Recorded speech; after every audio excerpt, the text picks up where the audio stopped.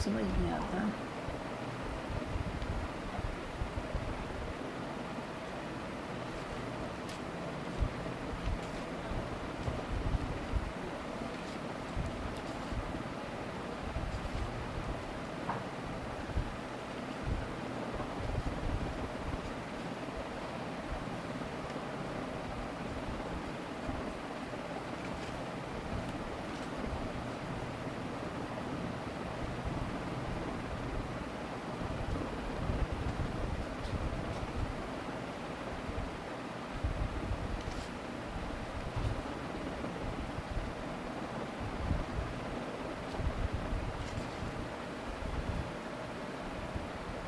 अस्सलाम वालेकुम महबाब, ज़ैबनिसा ज़ेबी आपसे मुखातिब हूँ। और अभी मैंने उन्वान लिखा था लेकिन बार बार ऐड आ जाते हैं, पता नहीं चलता, एक पीछे चला गया दोबारा से। खैर, अब तो मैं लाइव हूँ आप लोगों के साथ और आज मैं बात कर रही हूँ जी बिस्मिल्लाहिर्रहमानिर्रहीम। ज़ैबनिसा ज़ेबी आप सबसे मुखातिब हूँ और यहाँ लाइव नज़र आ रहा है, इसका मतलब है मैं लाइव हूँ आप लोगों के साथ। आज का जो मौजू है हमारा वो है ज़कात के बारे में। अभी ज़कात तो एक बड़ा मौजू है, लेकिन मुख्तसर जो अहम बातें हैं वो मैं आप लोगों तक पहुंचाऊंगी। ज़कात की फ़र्ज़ियत से इनकार करने वाला काफिर, और जो शख्स इनकार तो ना करे लेकिन साहिब निसाब होने के बावजूद अदा ना करे तो वो फासिक और गुनाहगार होगा। ठीक है। ज़कात के लफ्ज़ी मायने तहारत के हैं, पाकीज़गी, बरकत और ज़ियादती के हैं, लेकिन इस्तिलाहन शरअ में माल के मखसूस और मुतय्यन मिक़दार एक है। जो भी माल है, अभी वो बाद में हम उस पर जाएंगे कि कितना माल हो और क्या निसाब हो, किस तरह से हो, लेकिन आज अभी हम ज़कात पर बात कर रहे हैं और उसकी शराइत हैं। और इसी हवाले से थोड़ा मुख्तसर सा जिन लोगों पर ज़कात फ़र्ज़ है उनका ज़िक्र कर रहे हैं। तो ज़कात के हवाले से जो साहिब सरवत साल में एक मरतबा सदका करता है, जिसको ज़कात दी जाती है उसे उसका मालिक बनाता है।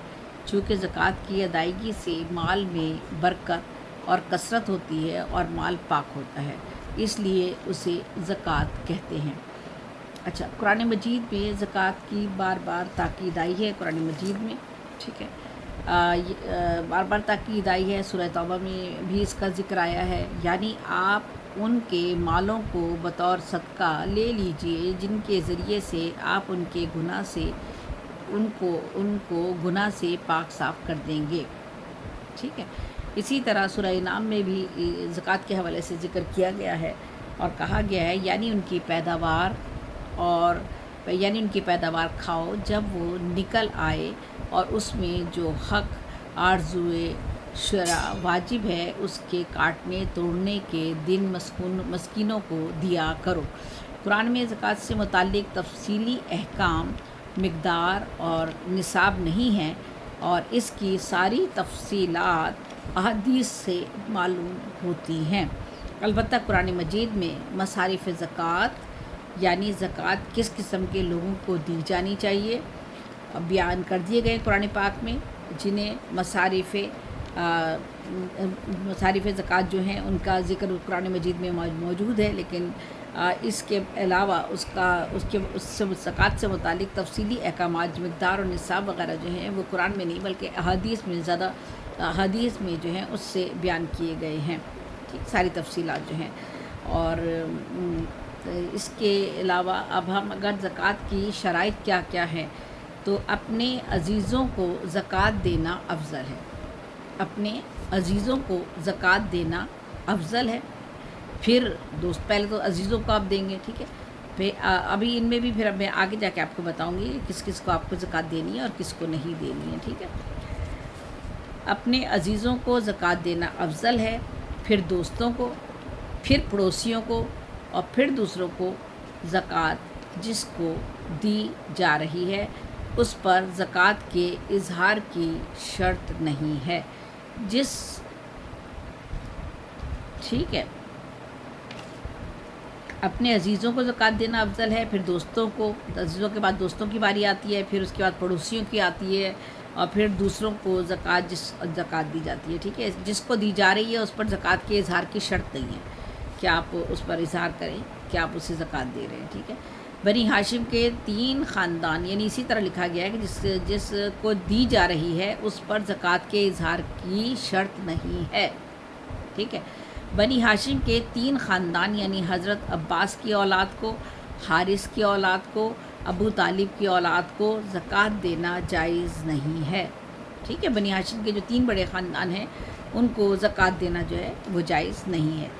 اچھا، تو مسلمان آزاد، عاقل، بالغ، مالک کا صاحب نصاب ہونا، نصاب کا اصلی اور ضروری حاجتوں سے زیادہ ہونا، اور قرض کا نہ ہونا، اور مال بڑھنے والا ہو، ایسا مال ہو جو آپ کا بڑھتا رہتا ہو اور آپ پر کوئی قرض نہ ہو تو آپ کو زکوٰۃ دینی ہے، اور آپ کی ضروری حاجتوں سے زیادہ ہو تو آپ کو زکوٰۃ دینی ہے، ٹھیک ہے۔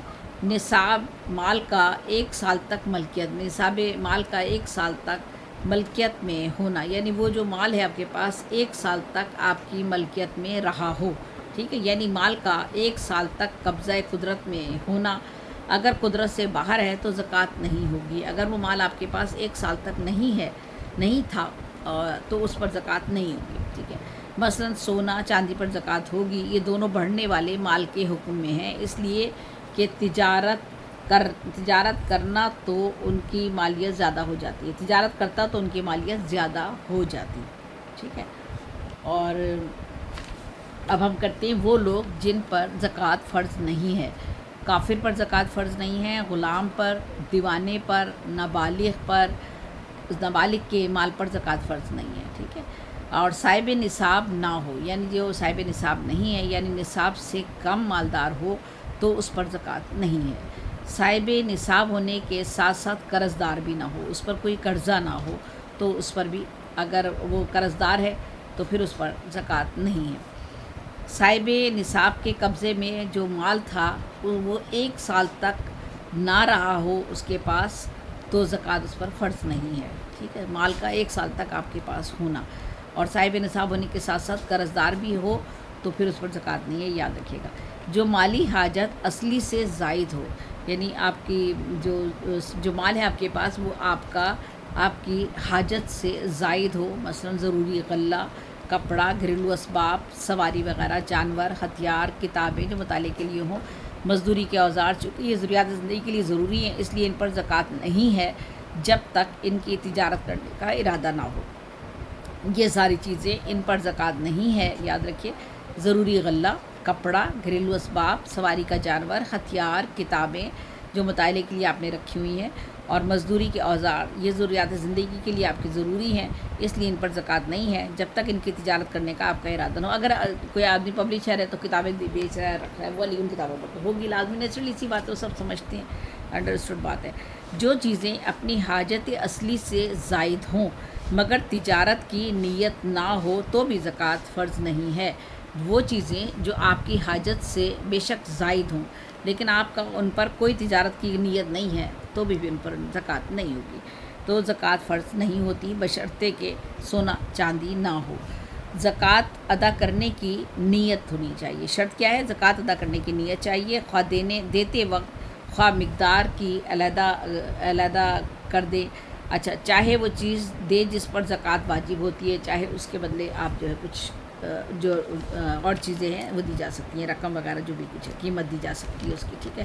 اچھا، اب نصاب زکوٰۃ کتنا ہے وہ اس کے بارے میں پھر آپ کو کل بتاؤں گی۔ آج میں نے صرف آپ کو بتایا ہے کہ زکوٰۃ ہے کیا اور زکوٰۃ کی شرائط کیا کیا ہیں، اور زکوٰۃ جو ہے وہ کن چیزوں پر فرض ہے، اور نصاب زکوٰۃ کتنا ہے، یعنی کتنے پہ کتنی زکوٰۃ دی جاتی ہے۔ ویسے تو ہم سب میں سارے لوگوں کو معلوم ہے، جو ہمیں مجموعی طور پر ہمیں پتہ ہوتا ہے وہ ہمیں سبھی کو معلوم ہے، لیکن تفصیل سے میں آپ کو کل بتاؤں گی، اور نوعیت نصاب زکوٰۃ کیا ہوتا ہے اور احکام زکوٰۃ کیا ہے قرآن میں اور حدیث کے حوالے سے، اور پھر مسائل زکوٰۃ کیا ہیں یہ بھی آپ کو انشاءاللہ اگر چاہا اللہ نے طاقت ہمت دی مجھے اور زندہ رہی تو انشاءاللہ آپ کے ساتھ کل پھر رابطہ ہوگا۔ اور زکوٰۃ کے حوالے سے چونکہ یہ موضوع ہمارا اسی ماہ میں ہوتا ہے تو ہمیں اس حوالے سے زکوٰۃ پر بھی بات کرنی ہے۔ تو آپ کو زیب زیبی کو اجازت دیجیے. اللہ حافظ. اللہ نگہبان. انشاءاللہ پاکستان زندہ باد. اور میں اب کسی دوسرے موضوع پر انشاءاللہ آپ سے بات کرتی ہوں. اللہ حافظ. اللہ نگہبان.